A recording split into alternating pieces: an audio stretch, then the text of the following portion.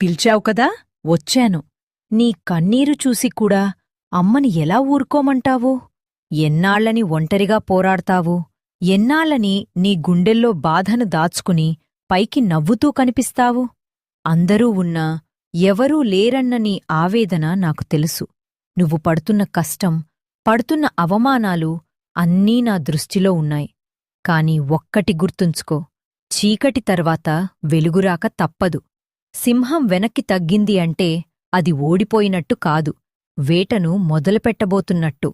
నీ కష్టాలన్నీ తీరిపోయే రోజు దగ్గర్లోనే ఉంది. ధైర్యాన్ని వదలద్దు. నీ వెనుక నేనున్నాను. నమ్మకమే నీ బలం. ఈరోజే నీ కష్టాలన్నీ నా పాదాల దగ్గర వదిలేయ్.